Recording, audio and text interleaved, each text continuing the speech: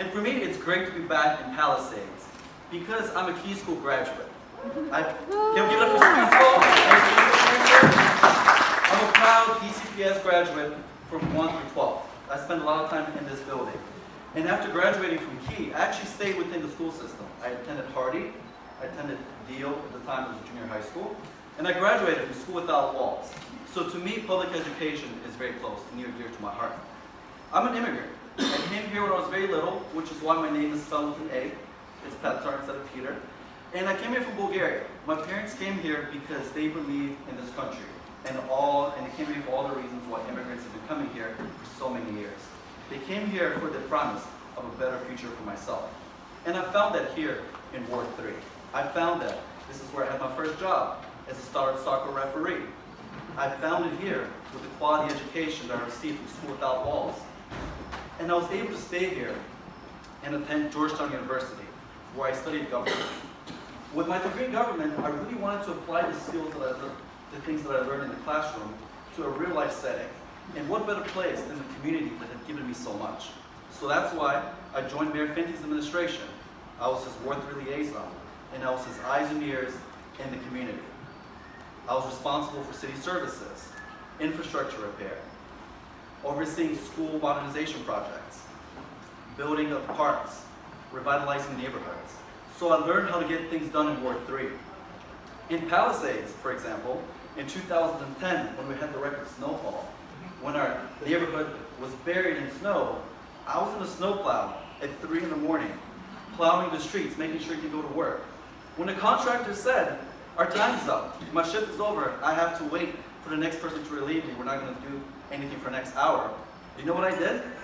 I stood in front of the snowplow and I said, "You're not going anywhere until your replacement comes and we finish the street," because the residents, they can't take no for an answer. They need to get on with the quality of life. That's why they pay their taxes. When Pepco wanted to come here and mutilate all the beautiful trees along the trolley line, I was the mayor's point person who went to Pepco and said, "You can't do that." And we put a moratorium. We said, "Pepco, you can't prune any trees into a Y until we come up with a plan that the community supports and do what's best." So I've been fighting for Ward 3. I've been fighting for Palisades for a long time. I believe in DC so much that I stayed here for law school. I graduated from Catholic University with honors, and I've used my legal degree to give back to my community. I worked in the U.S. Attorney's Office, working on violent crimes and narcotics cases, which exposed me to the criminal system in DC. I spent time on Capitol Hill on the Energy and Commerce Committee during the implementation of the Affordable Care Act in 2013. So I have legislative experience. I know how to pass legislation, and I've worked on oversight issues. I know how to hold federal agencies accountable. For the past 3 years, I've worked as an attorney at the Social Security Administration, which has exposed me to how a big federal agency works in terms of how it interprets rules and spends its money, but most of all, how a big government program affects residents, specifically DC residents. I've taken leave of absence from Social Security so I can focus on this campaign, because for me, this is where my passion is, helping out my community, which has given me so much. That's why, if elected, I will resign from my job and I'll be a full-time council member without any outside employment. I'll be all in, all the time for DC residents, and specifically Ward 3 residents. I think we're at a crossroads, both our ward and our city. Unlike when I was growing up in the 90s, when the control board ran our city finances, when my high school could not be fixed and bricks would fall out of the facade, so we had to go in through the side entrance, and we had no money to fix that. Unlike then, now we do have money. We have a big budget. It's $14.5 billion year to year. What I'm concerned about is how we're investing that money. I don't think you as taxpayers, I really don't think you're getting good return on your investment. Let's look outside what's in front of us. First, let's look at streets.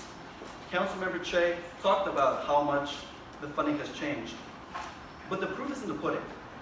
Every day, we're driving through gaping potholes.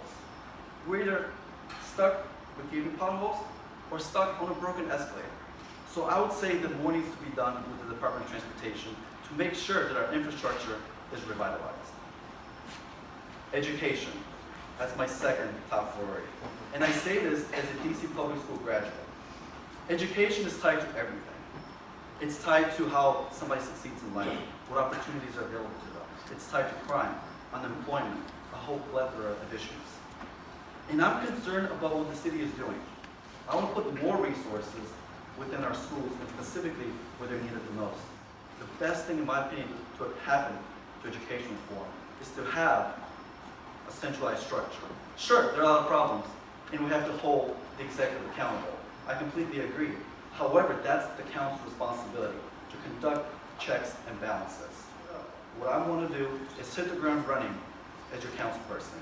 I'm somebody who knows how to get things done, and I have a track record of getting things done here in Ward 3.